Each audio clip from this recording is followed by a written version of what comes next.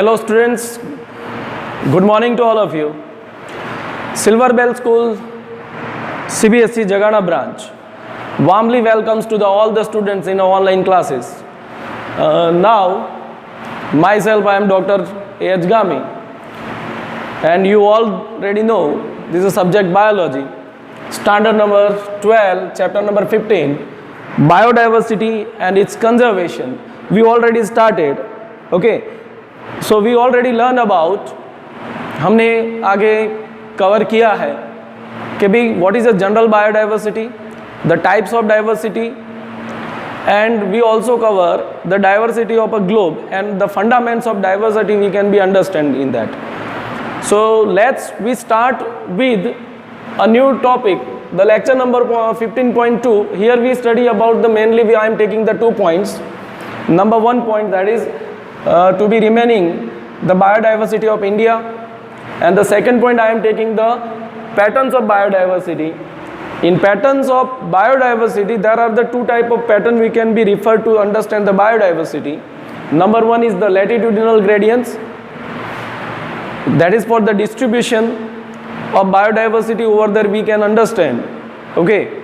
And second, that pattern could be understood in a biodiversity, that is species area relationship, that we learn tomorrow. This is very much of important concepts, okay. So today we start with the biodiversity of India. Already we know that the several species data still not available, not described at all, not studied.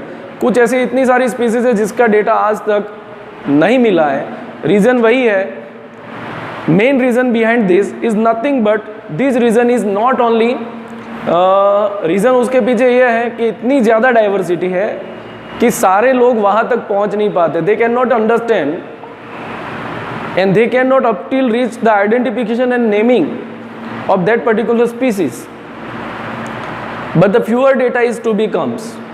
Although our system to understand the biodiversity is too much of, we can say, older one, very much of slower, and this method cannot overcome the today's the needs to understand the biodiversity. Okay, so we start with nothing but the biodiversity of India. So India, we can say, as compared to whole land surface of world, we find India is just cover, जो total में पूरे world में अलग अलग देशों में जो land होती है उसमें India covers only 2.4% of the land area.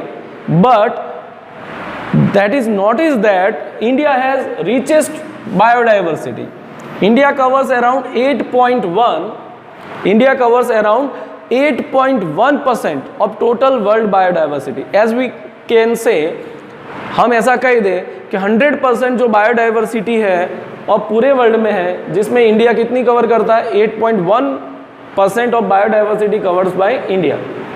And these included not only list but these also included in 12 mega biodiversities. और इंडिया किस में आता है?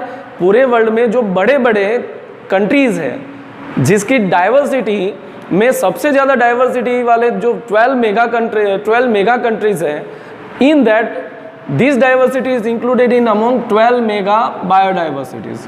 Which diversities include what? Africa, America, then India and other many more countries. Among them the big countries, the 12 mega biodiversity. Mega biodiversity means it covers maximum plants and animals diversity over there.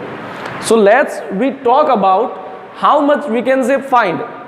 This is all data is based on 1.5 million that species already described. ये data किस पर है? 1.5 million on average जो describe data है उसके ऊपर है, okay. अब इंडिया की मैं थोड़ी कुछ बात करूंगा बाद में कि कुछ बायोडाइवर्सिटी स्टिल, उसमें भी एक रीज़न है कि बायोडाइवर्सिटी इतनी नहीं रीच थी, लेकिन सारी biodiversity we can not be covered up, उसके बारे में एक रीज़न है. Now I am talking about around 45,000 species is nothing but only plants, and we estimate the animal species is twice than what plant species is. तो only 45,000 जो species है वो plant है, तो उससे लगभग डबल कितनी स्पीसीज है इंडिया में देखने को मिलती है? About animal species.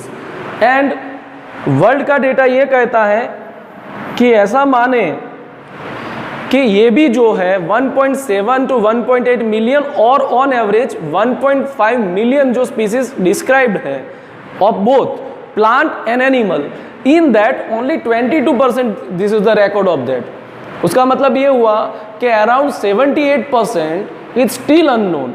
If we estimate in that way, so India can be cover of that, we can say the 1 lakh species of plant and the 3 lakh species of animals। हम ऐसा मान ले कि ये जो डेटा है ये तो जस्ट 22% में से आया हुआ, but if rest of the data estimated मान ले तो लगभग इंडिया में कितनी स्पीसीज देखने को मिल सकती है? प्लांट की स्पीसीज एस्टिमेटेड कितनी हो सकती है? 1 lakh and 3 lakh species of animal, means 78% organism still, 78% organism still unaware about it।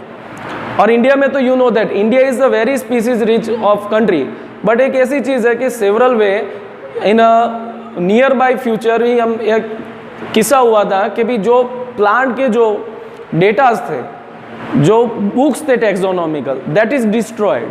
Otherwise we can get more data from that कि how many species are to be destroyed। के बीच में आग लगने की वजह से लाइब्रेरी में जो डेटा पड़ा था वो मैक्सिमम क्या हो चुका है? डिस्ट्रॉय हो चुका है। If that data is there then we notice and describe the many more species. So this is all about biodiversity of India. Let's we talk about the patterns of biodiversity. To understand the patterns, patterns क्या करती है? The patterns provide understanding how to be biodiversity to be goes or how the biodiversity can be distributed, that we understand by the patterns, and patterns are included in a, इस pattern को समझने के लिए दो pattern हमने समझे हैं। एक है latitudinal gradients, one is latitudinal gradient and another point is nothing but the species area relationship। These two pattern give to idea how the biodiversity can distribute it and can grow and can develop। okay? तो ये इससे क्या पता चलता है pattern से कि biodiversity पहले तो वो कैसे ग्रो हुई है वो पता चलता है, बायोडाइवर्सिटी कैसे फैल रही है वो पता चलता है, बायोडाइवर्सिटी रिचनेस कहाँ कैसे होती है वो पता चलता है। उसके अलावा आगे बायोडाइवर्सिटी कैसे ग्रो होगी वो भी पता चलता है। तो this pattern are two type. एक पैटर्न यहाँ पे लेते हैं latitudinal gradients. Latitudinal gradients is nothing but the latitude way the scientific thing that by can be each and every area can be their latitudinal way, it can be latitudinal range can be distributed and studied how many species to be grown in what latitudinal range, what latitudinal range एला latitudinal range के हिसाब से कौन से species कहाँ ज़्यादा देखने को मिलती हैं, कहाँ ज़्यादा बायोडाइवर्सिटी है, वो अंडरस्टैंड करने के लिए latitudinal gradients is a important factor because we know that the area we can be divide और distributed in that way. Equator, poles, tropics, temperate, these are the ranges. हम कैसे एरिया डिवाइड कर देते हैं? Tropicals, sub tropicals, temperate regions, polar regions, equatorial regions, that way we can be distributed। तो latitude के हिसाब से we understand the biodiversity most and we give why the biodiversity is too much in that particular latitude। Let's understand।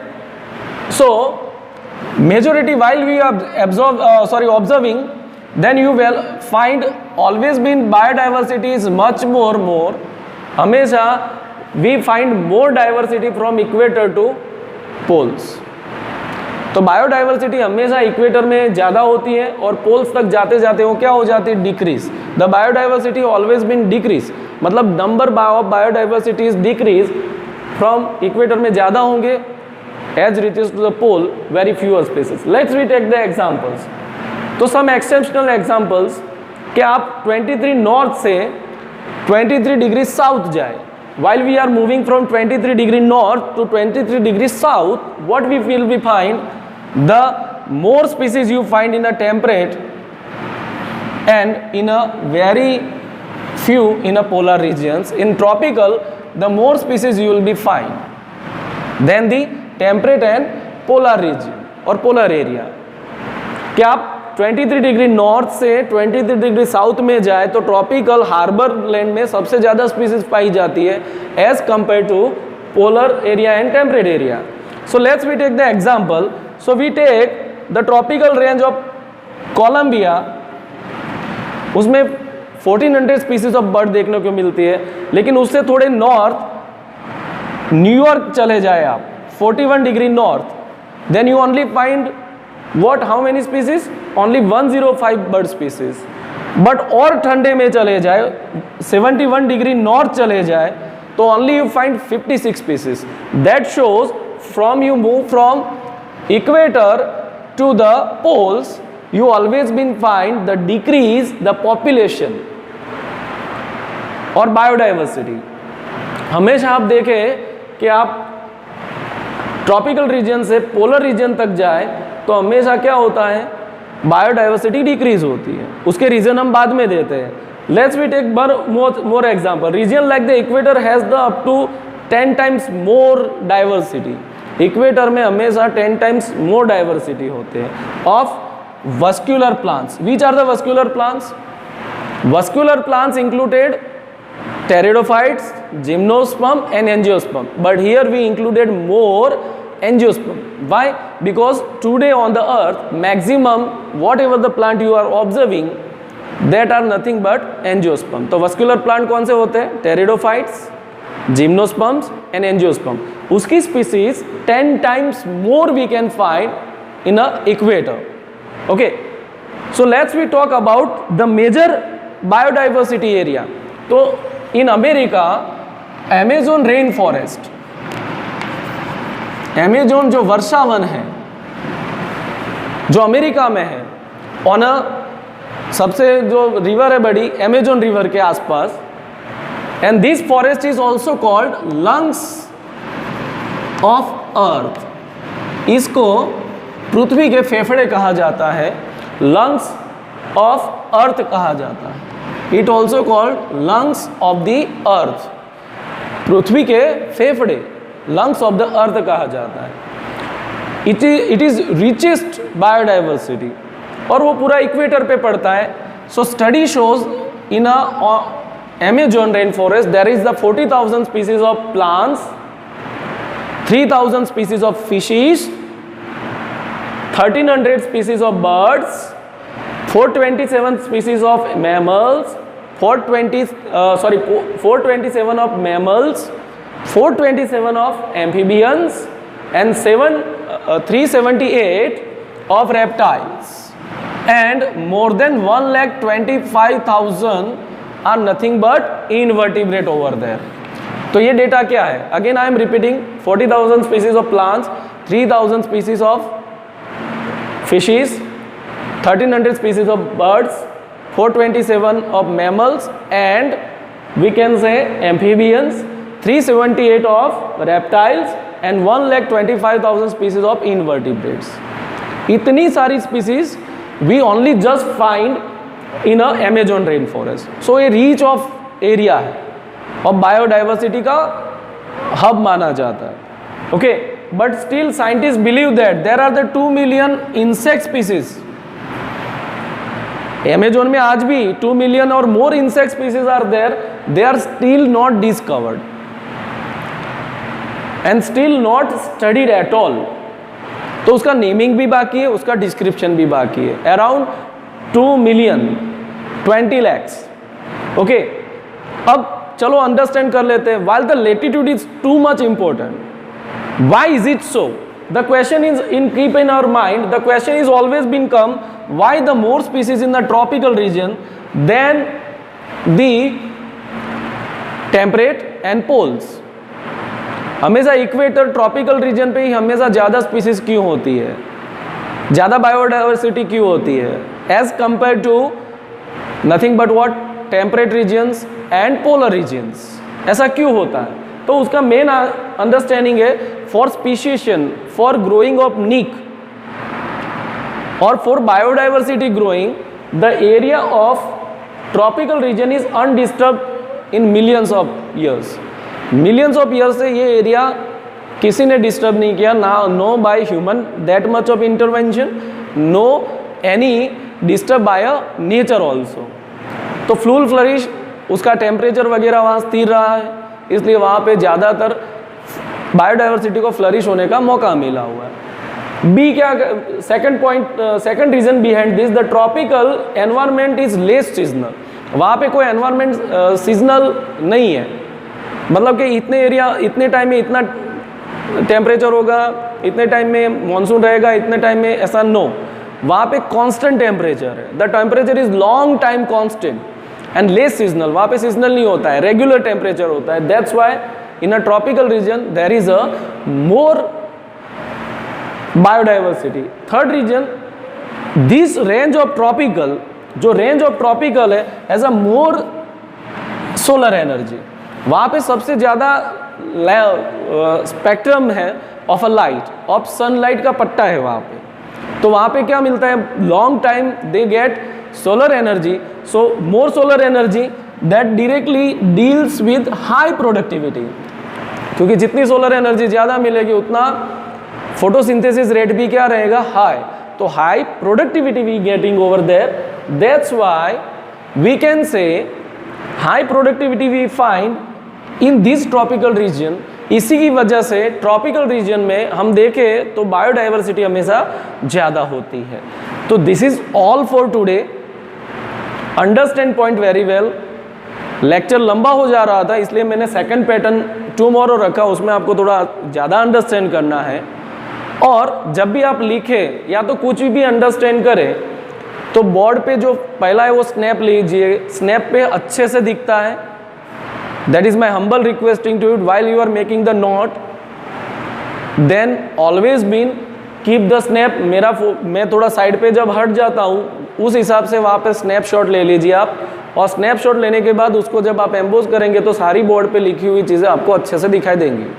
Okay, तो this is for today, and in lecture number next 15.3 there where we are study about much more than species area relationship and many more point we can be cover in lecture number 15.3.